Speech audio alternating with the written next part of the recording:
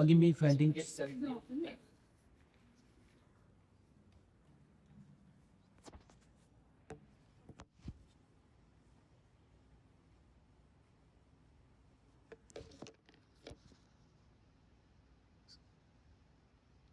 Dear Normans.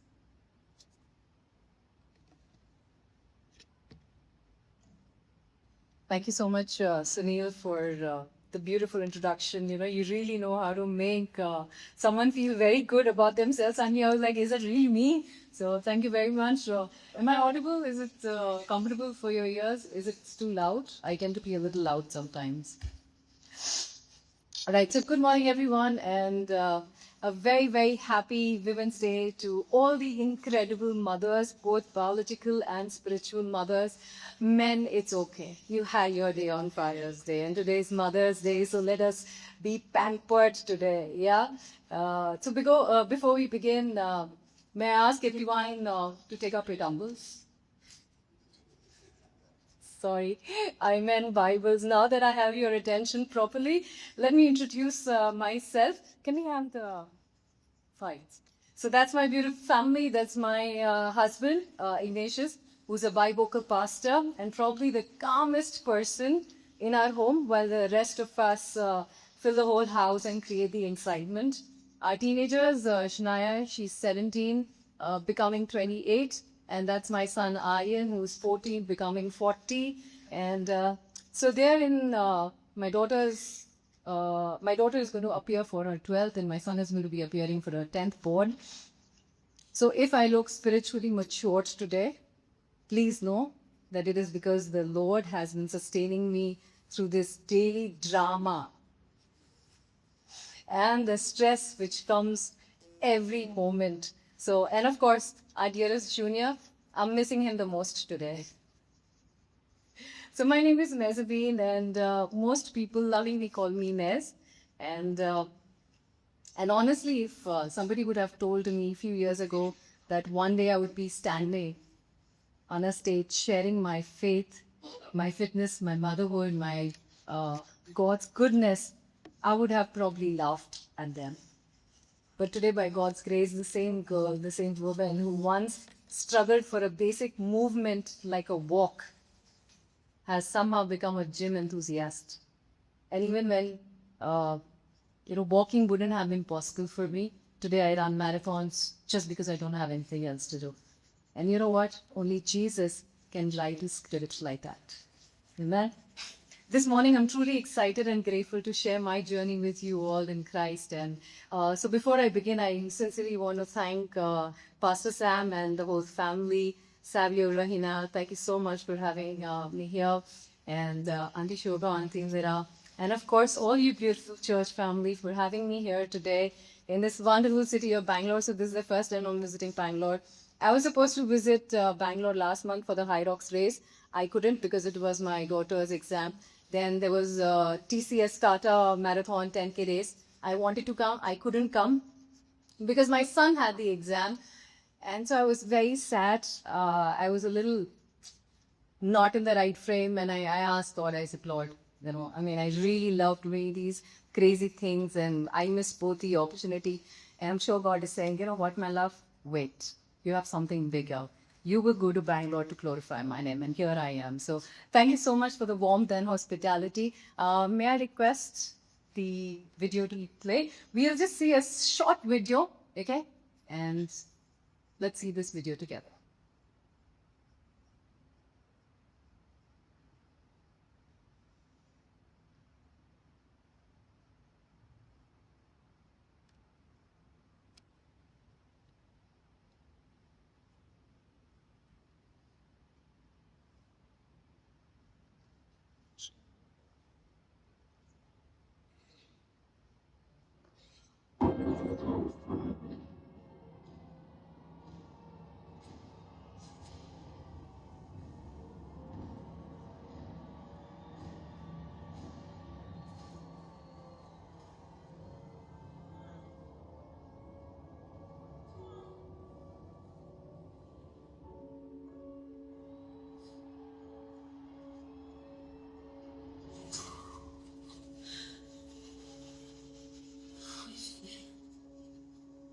B. Sit up.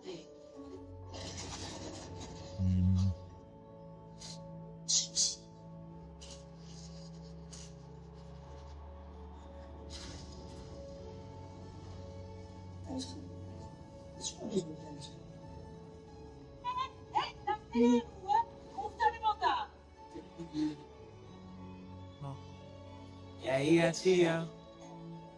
Tonight we are. It's a love.我受了伤，你别你吗？呀，卡的，嗯嗯嗯嗯嗯嗯嗯。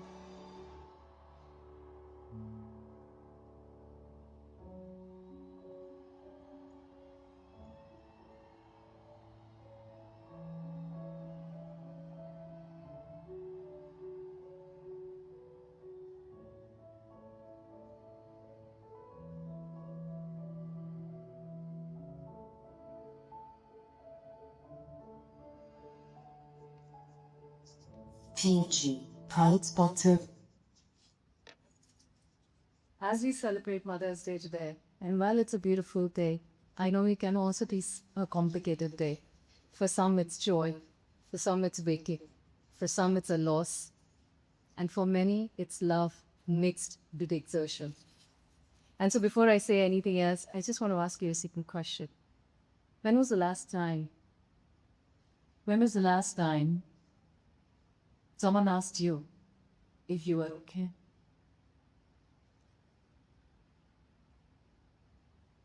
We spend so much time asking, are the kids okay? Is the family okay? Is everything okay? But today I want to turn the question about mothers, women, daughter of God. Are you okay? Because the truth is, many women look strong on the outside, but inside we are tired. Don't get me wrong, motherhood is very, very powerful, but it's also unseen.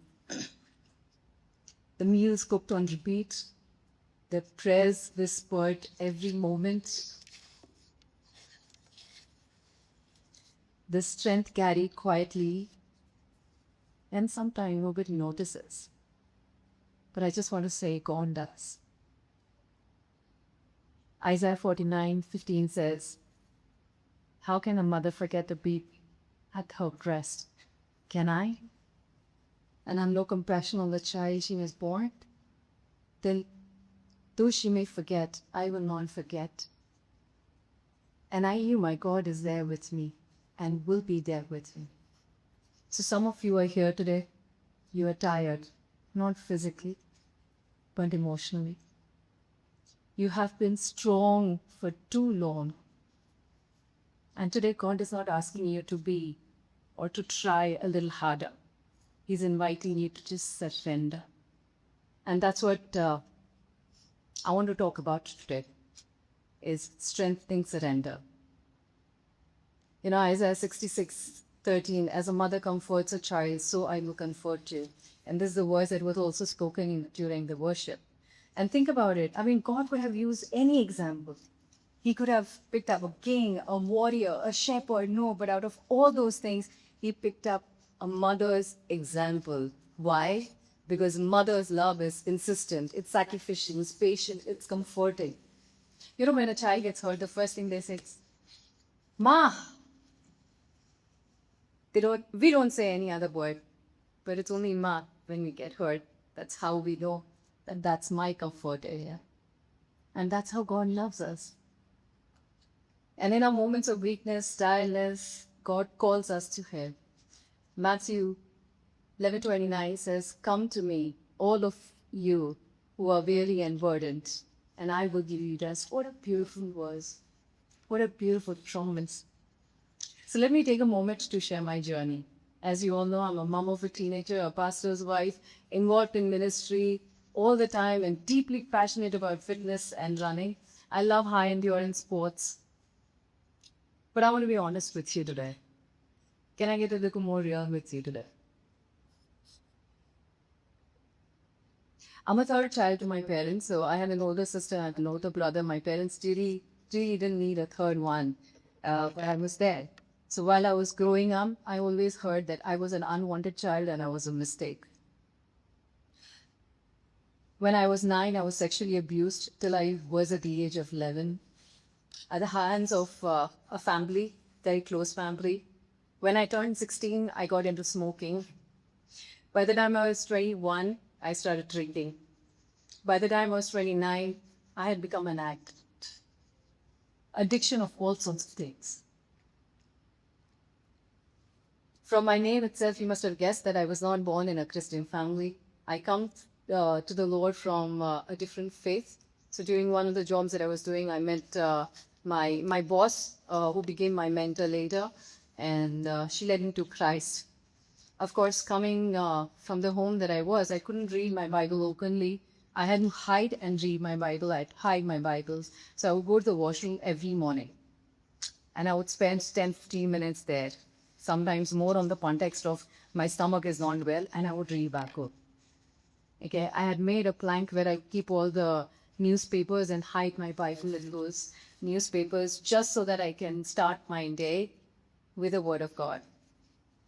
And so one day my parents got to know about me being a born again, water baptized and everything. And when I came back from work, the first thing that my sister did was slap me, I don't know how many times. My father threw all the Bibles on the dining table. They beat me up, they locked me in the room, and all I could do was just cry because I had no access to phones or anybody, nothing. Long story short, I was released and I joined a church. I met my husband there, and we got married, and I thought, wow, now life will be so cool. Everything will be perfect. You know, I can read my Bible wherever I am. The whole freedom of just reading the Word of God was like an amazing thing for me. And of course, when I got pregnant and the firstborn, and while I was pregnant with my firstborn, I was diagnosed with gestational diabetes, and my levels were really high, where I had to get admitted in the hospital a couple of times just to get the levels down. Lo and behold, she was born, and she was just 3 days old, and we were back in the hospital. She had her Ruby Williams levels really high, and doctor said even if 1 point goes higher, we'd have to do a complete blood transfusion of a baby who's just 3 days old. And I was like, Lord, this is not happening. But she got better. We came back home, and then during my second pregnancy, while we were doing one of the sonography, doctor said, oh, you know what, I think your child might have a physical abnormality. And I was like, Lord, I'm again, you know. By the 6th month that I was pregnant, I went into labor. I was on complete bed rest till I delivered, and life has been a complete roller coaster ride for me. But all I did in that moment was I just cried to God. I didn't fight with him, but I invited God to fight with the issues that I was having. And it wasn't over yet. And my journey wasn't simple. There were questions, there were adjustments, there were moments of loneliness raising 2 small kids. I fought with the moment of my identity. Who am I? Where am I? You know, what is my worth? What is my value? But, when God calls you to himself, he doesn't just change your belief. He begins to change your heart, your identity, your entire life. Amen? Because Isaiah 40:29 says, he gives strength to the weary and increases the power of weak. Amen? Anyways, so when my daughter is 5 years old, my story is not yet done. So when my daughter is 5 years old and my son is 2 years old, there was a season in my life when my body began to fighting itself. I was diagnosed with something called as rheumatoid arthritis. It's an autoimmune disorder where the body fights itself. And if you know anything about it, it's not just pain. It is stiffness. It is inflammation. It is unpredictably. Some days I feel really good, and some days I cannot put my foot on the floor to even get up. There are days where I was bedridden for 6 months. There were days where I would wait for my husband to come home and take him to the washroom. And so I was on heavy steroids and I gained weight. In the next slide, you will see. Yeah, that's 84 kgs of all of me. But you know what made it harder was I was still expected to function normally. How many mothers have gone through this? You're not well, you're down with illness, yet you are expected to function normally. As a mother, you don't get to say then, can I pause today? Can I take a sick leave? Trust me, we definitely don't have a privileged leave. The whole house needs us. Our children needs us. And life keeps moving. But inside, I was struggling. My husband was there throughout, there with me. Without his support, I wouldn't be standing where I am standing. But there's a difference between a father and there's a difference between a mother. I'm sure all the women out here would agree with me. And I had God with me. His promise of Psalm 46:5, that He is within me. I will not fall me, because God will help me at the break of day. And I knew that my God is about to show me in a very, very mighty way. So after marriage happened, after I became a mother, God decided to set us up even higher. Ignatius was called to be a pastor. And with that, there was another responsibility added to my life, being a pastor's wife. We opened at home and started doing church, house church. So God placed it on our heart that everybody who comes to our home, we will feed them. So Ignatius would feed them spiritually, and I would feed them otherwise. So we would have 40 people coming home. And so I belong to a church which is located in Bandra. And Bandra is the heart of foodies in Mumbai. So we knew how much we love food. So I would make sure that not only would they give, everybody in church would get the morning tea, coffee, or lunch or evening snack, but I would also pack dinner for them, okay, so that they take the dinner home. Now this is for men. Please take a note of it. Women do not like to cook on a Sunday. No, we don't like to cook. Yeah, so please make a note of that for all the men. Yeah, so investing in people's life, sharing their burden, doing life together as a family in Christ. And while I was showing up for everyone else in my church, in my family, in my friends, inside I was just tired. I was exhausted. There were silent battles nobody could see while I was struggling with motherhood, while I was struggling with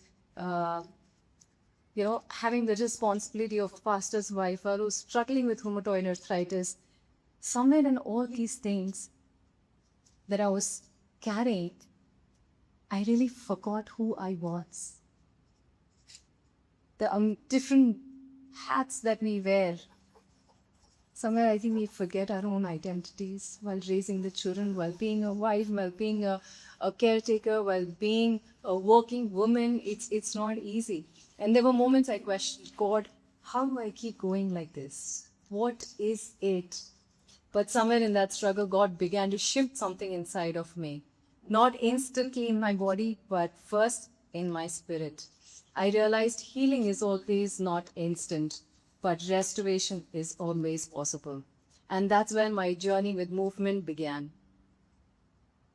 I started walking just 10 minutes in my home. That 10 minutes became 15 minutes, half an hour, 45 minutes. And then I said, let me give a try to just jog. The first time I jogged, I'm not talking about running, I'm talking about jogging, okay? The first time I jogged for 30 seconds, I called up my husband and I said, you know what? I don't have a fracture in my leg. I jogged for 30 seconds because that's what the doctor said, that there might be a day when you might need support to walk. So for me, it was a big battle won. I did start strong. I started small. Some days getting up and walking was very hard, but I made a decision. I will not let my diagnosis define me. Amen.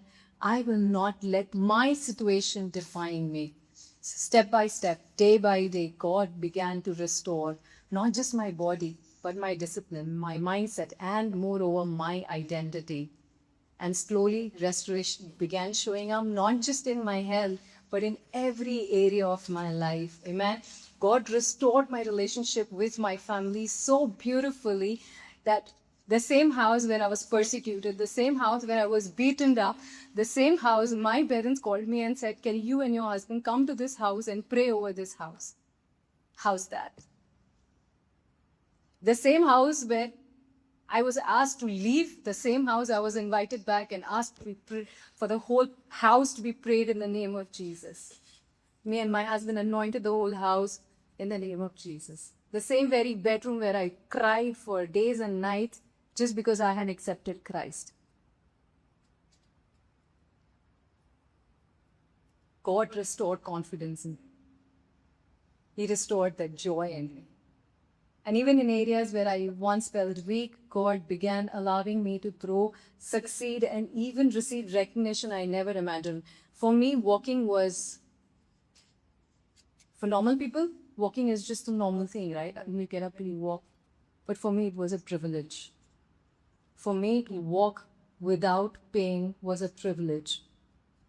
And today, God allowed me to went on coming in top 10 women in most of the races I run. I completed high rocks and stood 28th in my age through. Podium finishes is something which is very rare in a runner's life. Last month, God gave me 2 podium finishes in 2 of the races that I ran. I love doing ultra marathons.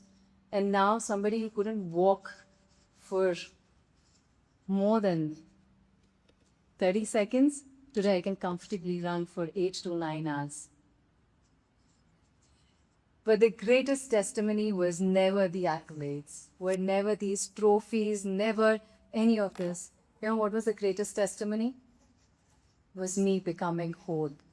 How God turned my mess into a message. How God turned my trials and tribulations into testimony. A testimony that God can use brokenness to build something so beautiful. I am a testimony that God is still in the business of doing miracles. Amen. Somebody who was addicted to so many substances in her life today speaks about health and fitness. How about that? I'm standing here today not as someone who avoided brokenness, but someone as God restored through that brokenness. Amen. What enemy meant to limit me, to pull me down, just like Joseph said, enemy meant it for the worst, but my God turned the tables around right in front of these enemies. God used my situations to rebuild me. God used me to glorify his name in ways that I cannot even imagine. So before every race, I would pray and I would ask God that, God, what is it that is there on your heart? And once, while I was just about to leave, God spoke to me and said, write down Bible verses on your arms. From that day onwards, every time I go for a race or a marathon, I write down Bible verses on my arms. I don't know who will get encouraged.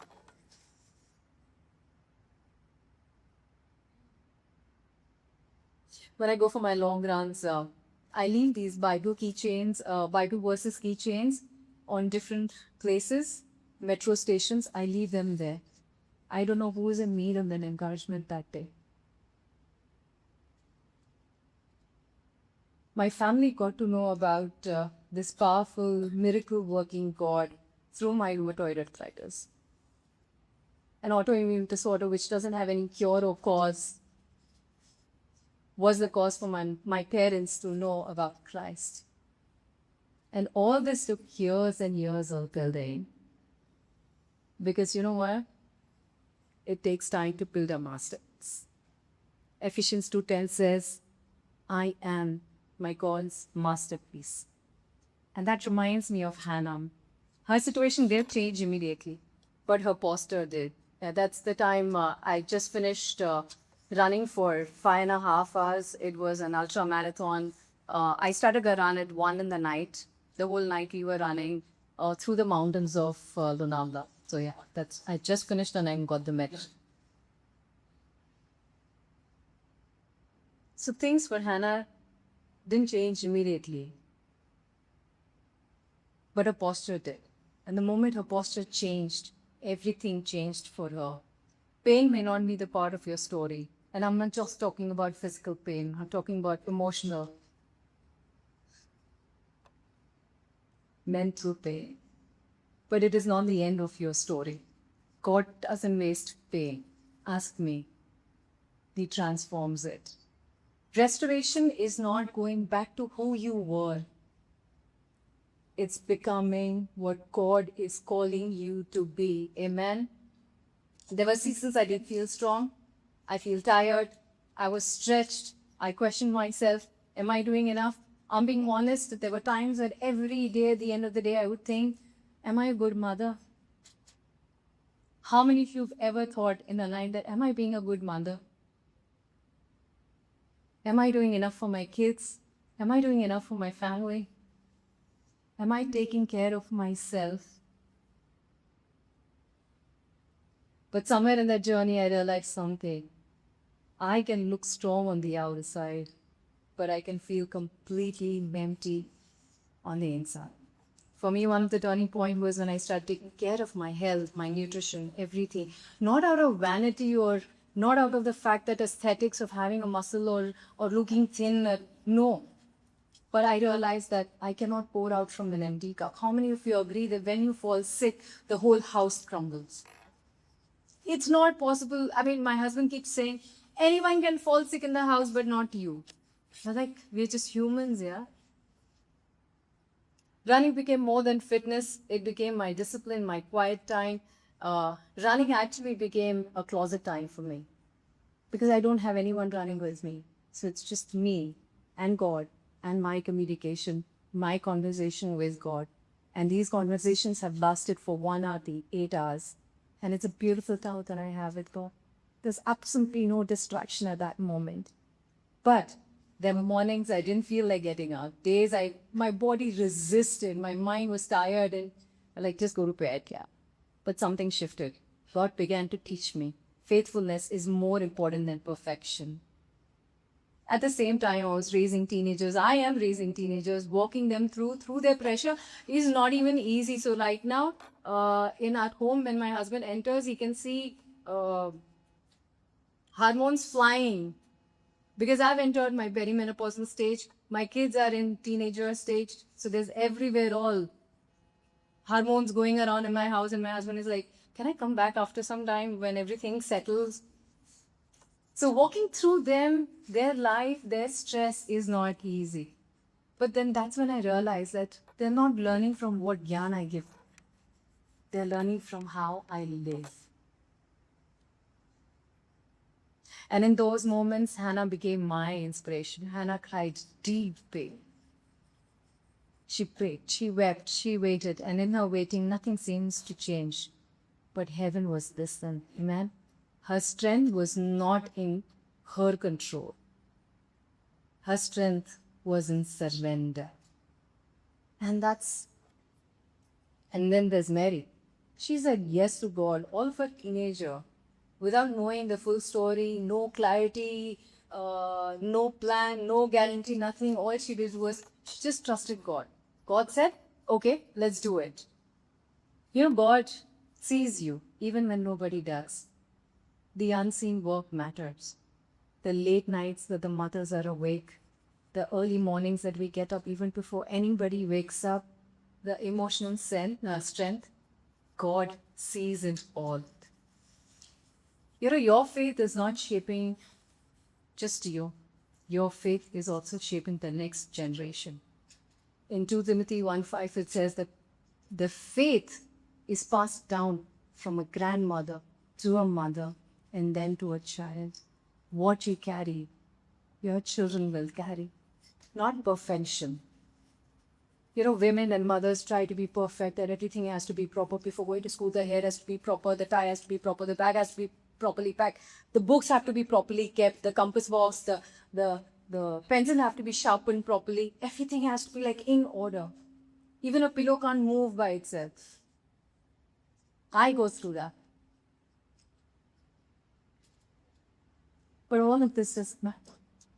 You know what matters? Consistency. The strength to keep showing up again and again and again.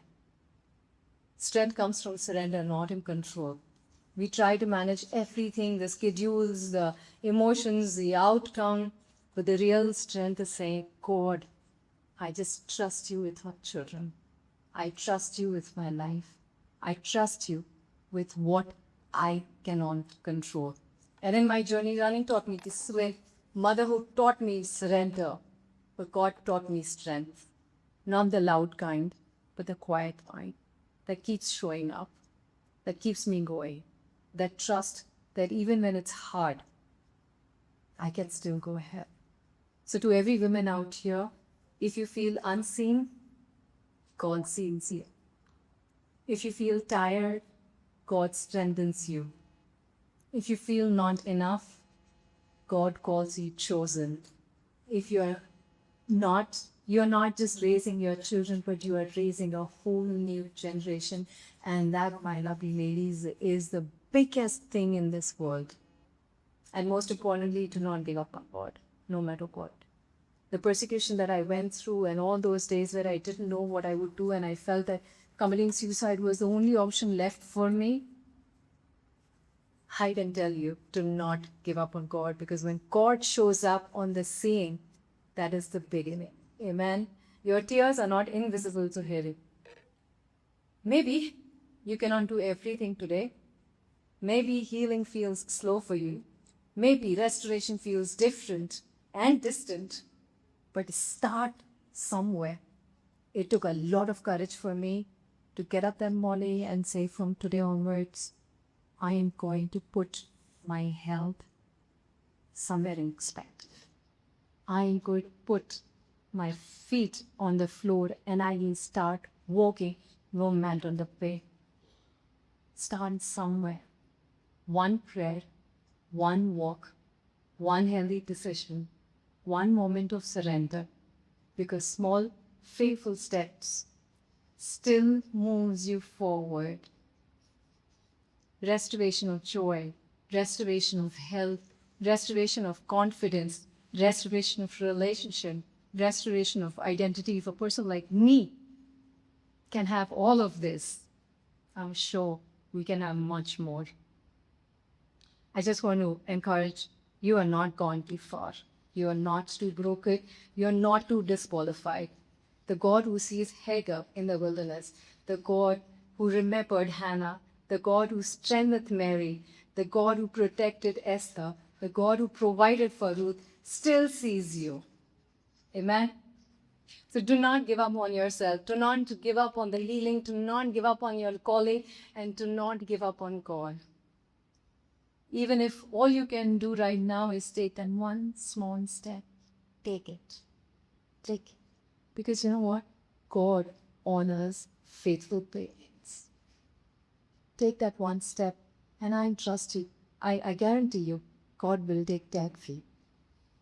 And I truly believe the next season of your life will not be defined by just surviving, but by restoration, strength, and purpose.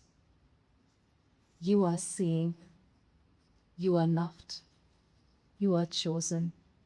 And God is not finished with your story yet. Amen? Let's close at prayer.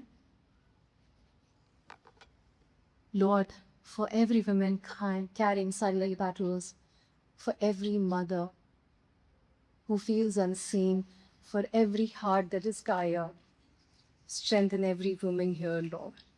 Meet them in their exhaustion. Lift them in their weakness. Remind them that they are never alone. Thank you, Lord, that you will never leave us nor forsake us. Help us, Lord. Teach us to surrender to you, Lord. And in that surrender, Lord, I pray that we will find that strength to be the daughters that you have called us to be. Thank you, Lord, for you have declared that you have plan and purpose for each one of us to give us a hope and a future. Meet us right where we are and remind us that our strength is found in you. You're the only one who can give us hope, joy, and peace. In Jesus' name we pray. Amen. Thank you so much.